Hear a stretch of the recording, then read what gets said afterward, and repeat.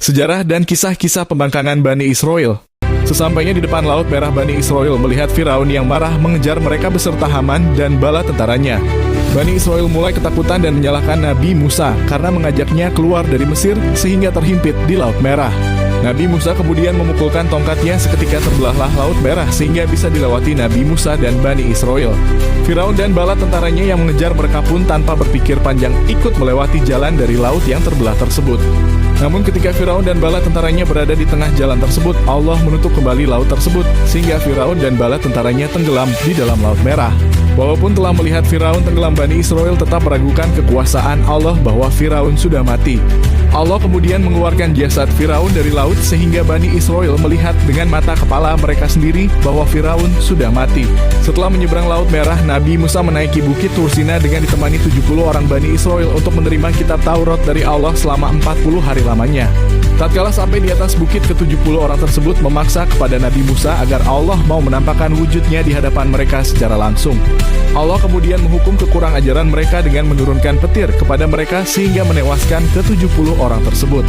Kemudian Nabi Musa memohon kepada Allah agar ke-70 orang tersebut dihidupkan kembali karena mereka orang-orang yang paling baik imannya dari Bani Israel. Sementara itu Bani Israel yang ditinggalkan Nabi Musa di bawah Bukit Tur Sina diperdaya oleh Samiri dengan membuat patung anak sapi dari emas yang kemudian mereka sembah sama seperti sebelumnya. Nabi Musa sangat marah ketika kembali melihat kaumnya kembali menyekutukan Allah.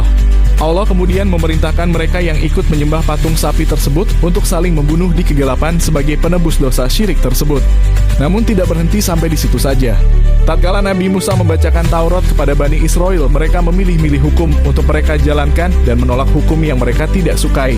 Kemudian Allah memerintahkan malaikat bumi untuk mengangkat gunung Tur di atas kepala mereka dan memberikan Bani Israel pilihan untuk menerima Taurat seutuhnya atau ditimpakan gunung Tur kepada mereka. Akhirnya mereka pun berjanji menjalankan keseluruhan hukum-hukum di dalam Taurat.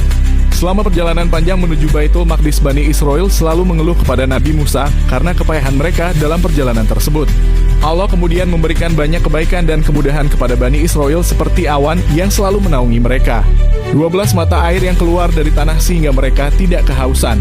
Rizki dari langit berupa mana, yaitu madu yang menempel di pohon ketika pagi, dan salwa yaitu burung perkutut yang sangat mudah ditangkap dan lezat untuk dimakan.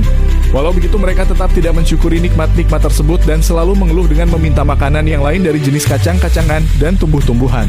Suatu waktu terjadi pembunuhan di kalangan Bani Israel yang tidak dapat ditemukan pelakunya. Nabi Musa kemudian memerintahkan Bani Israel untuk membawakan sapi betina kepadanya.